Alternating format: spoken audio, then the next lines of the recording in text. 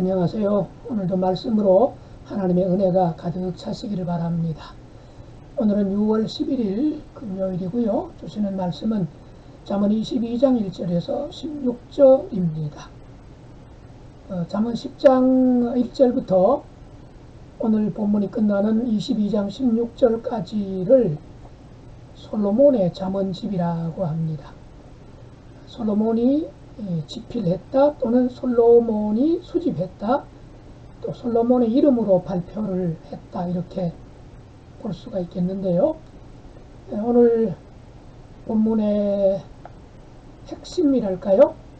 재물보다 명예를 선택하라. 재물보다 명예를 선택하는 것이 지혜로운 삶의 태도라고 말씀을 합니다. 돈이, 재물이, 물질이 이 땅에 육을 가지고 살아가는 인간에게는 필수적이지요. 돈 없이는 정말 살 수 없는 그런 시대입니다. 중요합니다. 그럼에도 불구하고 더 중요한 것이 있다.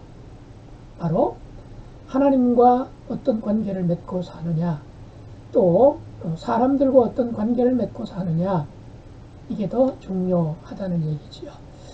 자, 한번 말씀 보겠습니다.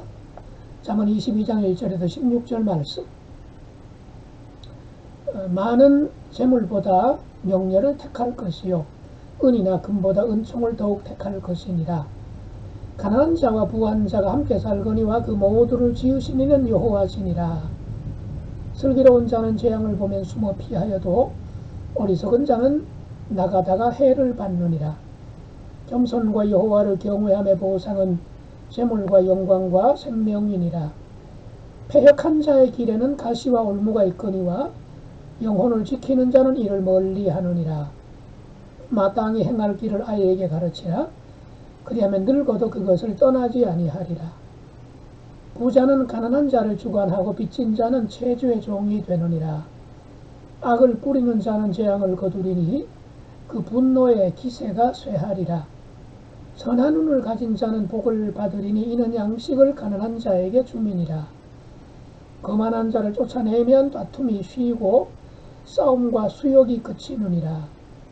마음의 정결을 사모하는 자의 입술에는 덕이 있으므로 임금이 그의 친구가 되느니라. 여호와의 눈은 지식 있는 사람을 지키시나 사악한 사람의 말은 패하게 하시느니라. 게으른 자는 말하기를 사자가 밖에 있은즉 내가 나가면 거리에서 찢기겠다 하느니라. 음녀의 입은 깊은 함정이라. 여호와의 노를 당한 자는 거기 빠지리라. 아이의 마음에는 미련한 것이 얽혔으나 징계는 채찍이 이를 멀리 쫓아내리라. 이익을 얻으려고 가난한 자를 학대하는 자와 부자에게 주는 자는 가난하여질 뿐이니라. 오늘도 이 본문 속에서 우리 하나님이 어떤 분이신지 그리고 우리에게 주시는 교훈이 어떤 것인지 크게 둘로 나누어서 살펴봅시다. 먼저 하나님은 어떤 분이실까요? 2절 말씀, 가난한 자와 부한 자가 함께 살거니와, 그렇죠? 가난한 자와 부한 자가 이 땅에 항상 존재합니다. 내 주변에도 마찬가지고요. 물론 어느 정도 살아야 가난하고 어떻게 살아야 부자냐 하는 그 기준은 좀 다르겠지만 어쨌든 가난한 자와 부자는 항상 존재하기 마련입니다. 자, 그 모두를 지으신 이는 여호와시니라. 그렇죠.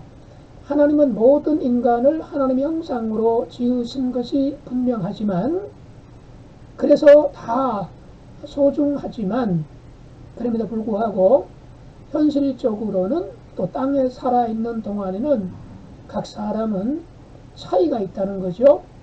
경제적인 차이가 있을 수도 있고요. 건강의 차이가 있을 수도 있고 또는 뭐 창의력이나 기억력이나 판단력이나 응용력이나 뭐 사회성이라든가 이런 여러 가지 개인차가 있는 거죠. 모두를 똑같게 창조하셨다면 사실은 좀 끔찍할 수도 있죠. 내가 다른 사람을 다 알고 다른 사람이 나를 다 안다. 이거 얼마나 무서운 일이겠습니까? 얼마나 재미없는 일이니까. 그래서 성격이 다르고 생김새가 다르고 여건과 환경이 다른 것, 한편으로는 아쉬운 부분도 있고 그렇지만 분명 축복입니다. 그 가운데 경제적인 많고 적음 때문에 여러 가지 갈등이 있기도 하지만 분명한 것은 하나님은 가난한 자도 창조하셨고 부자도 창조하셨고 그들이 함께 살도록 하셨다는 거죠.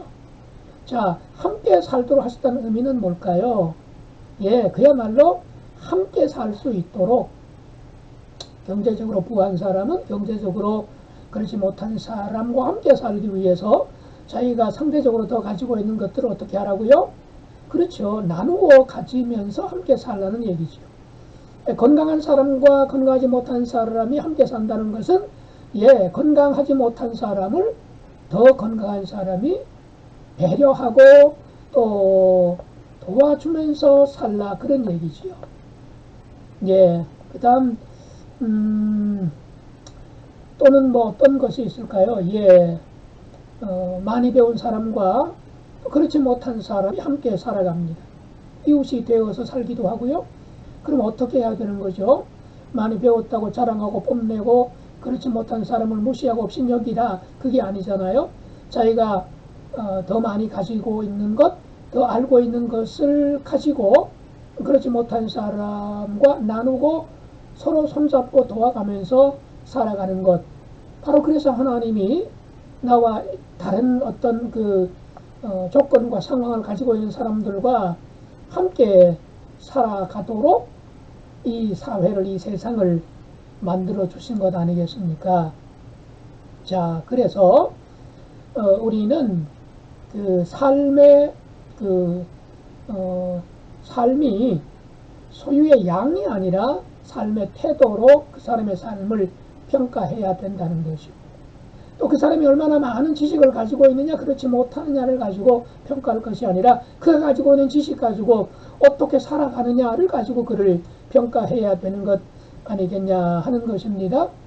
당연하죠. 그런데 그렇지 못한 경우가 종종 아니 상당히 많이 있습니다. 그 점에서 부를 가진 사람 또는 지식을 가진 사람, 건강한 사람 또는 뭐 집안이 괜찮은 사람, 외모가 좀 뛰어난 사람, 이거는 자기만을 위한 것이 아니라는 거죠. 그래서 어떻게 하면 함께 손잡고 더불어 살아갈 수 있을 것인가, 공동체를 이루고 그렇게 살아갈 것인가, 이거를 늘 잊지 않고 살아야 된다는 것이지요. 그럴 때 하나님이 그런 사람을 그냥 두시지 않으시겠죠. 그래서 4절 보니까 겸손과 여호와를 경외함의 보상은 재물과 영광과 생명이니라. 예, 바로 겸손하게 그리고 하나님을 경외하면서 사람들에 대해서는 겸손한 마음으로 하나님에 대해서는 하나님을 경외하는 마음으로 살아가는 자를 하나님이 그냥 두시지 않는다. 재물로 또 영광으로 생명으로 채워주시고 복 주시겠다 하는 약속의 말씀입니다. 네, 바로 이런 약속의 말씀을 응답으로 받는 주님의 백성 되기를 소망합니다. 12절 말씀을 보겠습니다. 여호와의 눈은 지식 있는 사람을 지키시나 사악한 사람의 말은 패하게 하시느니라. 네, 또다시 말, 언어, 소문, 소식 이런 것들이 주제로 나왔네요. 여호와의 눈은 지식 있는 사람을 지키신다. 대신 사악한 사람의 말은 패하게 하신다. 이 사악한 사람의 말이 뭘까요?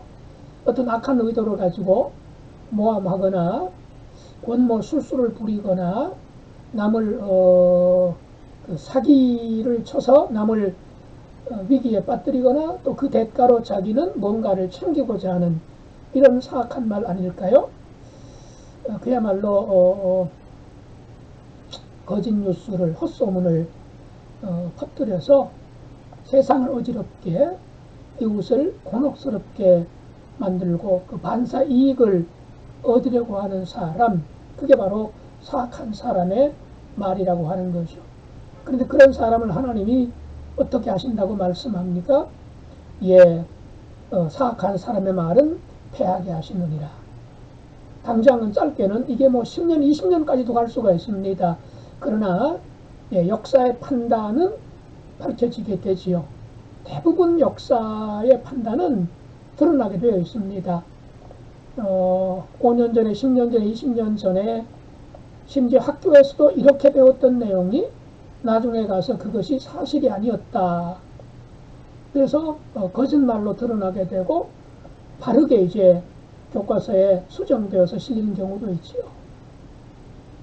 어떤 경우는요, 영원히 진실이 왜곡되는 경우도 있습니다.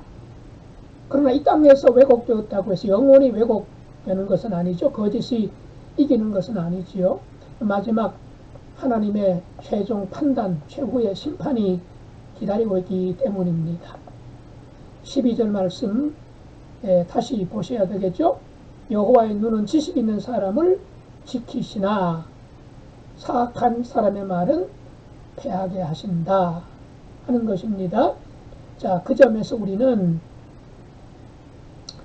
우리가 접하는 여러 가지 그 정보, 텔레비전 뉴스든지 라디오 뉴스든지 뭐 인스타그램이든지 페이스북이든지 유튜브 채널이든지 또는 카톡이든지 또는 내가 아는 누구를 통해서 뭐 말 들은 것이라든지 간에 그 많은 정보를 그야말로 정보의 홍수시대 우리가 살고 있지 않아요?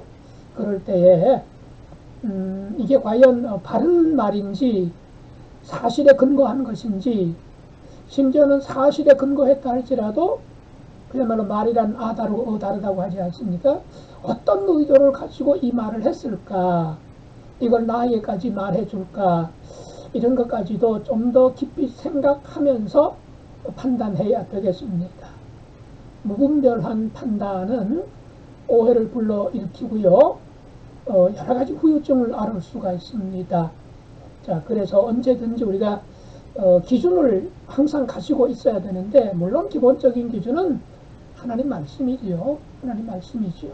근데 문제는 믿음이 좋다, 아주 신앙생활 잘한다 하는 사람도 팩트가 아닌 그 거짓 뉴스에 쉽게 넘어가는 경우를 종종 보았습니다.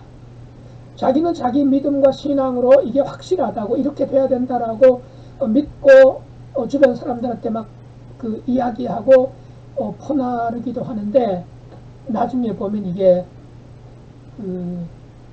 가짜 뉴스이거나 또는 어떤 의도를 가지고 악의적으로 퍼뜨린 헛소문인 경우가 있더라고요. 정말 우리가 조심해야 되는 시대에 살아가고 있습니다. 말씀을 기준으로 하되 과연 이런 내용들이 성경적인 가치관에 맞는가, 그리고 이 시대 상황에 바른 해석인가 판단인가, 이거를 또한 잊지 말아야 할 것입니다. 자, 그 다음에 이제 우리에게 주시는 교훈을 살펴보십시다. 5절 말씀 볼까요? 패역한 자의 길에는 가시와 올무가 있거니와 영혼을 지키는 자는 이를 멀리 하느니라. 자, 그 다음 16절도요. 이익을 얻으려고 가난한 자를 학대하는 자와 부자에게 주는 자는 가난하여질 뿐이니라. 사람은 혼자 살 수 없지 않습니까? 최소한 두 사람 이상 살아야 되는 거죠. 단독자로 살아갈 수 없는 겁니다. 그러자면 나와 또 다른 누군가와 관계를 맺고 살아야 되는데, 문제는 이제 어떤 사람과 관계를 맺느냐 하는 거죠. 내 친구들, 내가 가까이 하는 사람은 주로 어떤 사람들인가가 나에게 굉장히 중요하죠. 그것이 그들에게도 내 영향을 줄 수 있고 또 그들이 나에게도 영향을 줄 수 있기 때문에 그렇습니다. 그래서 친구를 보면 그 사람이 어떤 사람인지를 알 수 있다는 말을 하는 거 아니겠습니까? 또 유유상종, 이른바 끼리끼리 모인다는 말도 하고요. 그런 점에서 내가 가까이 하는 사람들은 어떤 성향을 가지고 있는가, 어떤 신앙을 가지고 있느냐, 또는 모두가 기독교인이라고 한다면 그 기독교인도 여러 가지 성향이 있지 않겠습니까? 문제는 신앙적인 성향은 달리할 수 있지만 어떤 인격을 가지고 있는가, 이게 어쩌면 더 중요할 수도 있습니다. 아주 기본적인 인격, 솔직하다, 정직하다, 성실하다, 근면하다, 겸손하다, 온유하다, 뭐 거룩하다, 믿을만하다, 이런 인격을 가진 사람이라면 내 주변에 많을수록 좋지요.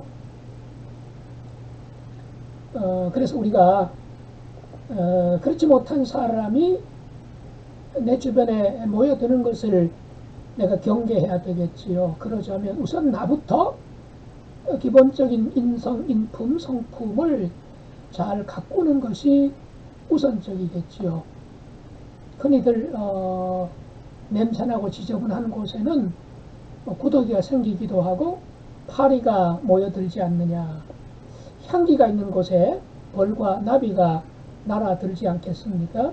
그래서 인격의 향기, 그리스도의 향기를 뿜어낼 수 있는 그런 믿음의 인격을 우리가 먼저 갖추는 것이 우선적이라고 하는 얘기지요. 그래서 나는 과연 누구랑 가까이 지내고 있느냐, 이거 우리가 무시하지 말아야 되겠고요. 또 점검하는 그런 생각이 있어야 될 것입니다.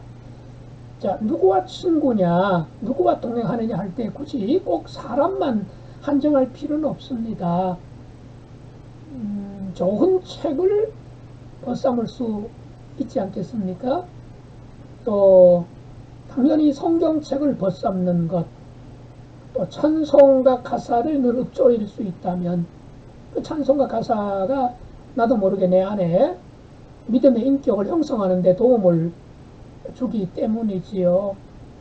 또는 기독교 방송, 꼭 CBS가 아닙니다. 극동방송만을 말하는 것도 아닙니다. 기독교 재단이 설립한 방송 같은 것들을 자주 친구로 삼을 수도 있겠고요. 그 다음에 그 유튜브 채널에 정말 괜찮은 유튜버들이 굉장히 많습니다. 아주 뭐라 그럴까요? 경계해야 되고 피해야 될 유튜버들도 굉장히 많지만 잘만 선택하면 정말 좋은 유튜버들도 많습니다. 그런 분들의 유튜버와 연결이 된다면 여러 가지 신앙적인 도움도 받을 수 있고요. 성경도 배울 수 있고 또 역사나 또는 철학이나 문학이라든가 여러 가지 것들을 많이 배울 수가 있습니다. 그래서 좋은 친구라고 하는 것은, 좋은 그 동행자라고 하는 것은 꼭 사람만으로 한정할 필요는 없다. 주님과 동행을 하고요, 성경과 동행하고 찬송과 동행하고 좋은 언론 매체, 방송 매체, 대중 매체와 그렇게 연결되는 것도 참 좋은 방법이 될 것입니다. 물론 제일 좋은 것은 가족 중에, 가족 속에서, 그리고 교회 안에서 믿음의 신실한 동행자, 동반자가 있다면 더 바랄 것이 없을 것입니다. 여러분 누구와 동행하고 계신지요? 끝까지 에녹은 300년 동안이나 하나님과 동행했다 그러는데 참 부럽죠? 예, 기도하십시다. 하나님 우리 아버지, 오늘도 이 잠언 말씀을 통해서 하나님을 벗으로 삼고 300년 동안 살았던 에녹을 생각해 봅니다. 내 동행자는 누구인지, 나는 어떤 영향을 주는지, 어떤 영향을 받는지 생각하면서 정말 거룩하고 선한 영향력을 주고받을 수 있는 믿음의 평생 동행자를 찾고 내가 그런 사람이 되기 위해서 하나님 앞에서 거룩하고 정직하고 믿음의 인격을 점점 더 다듬어가는 하나님의 사람으로 살아가게 도와 주시옵소서. 예수님 이름으로 기도드리옵나이다. 아멘.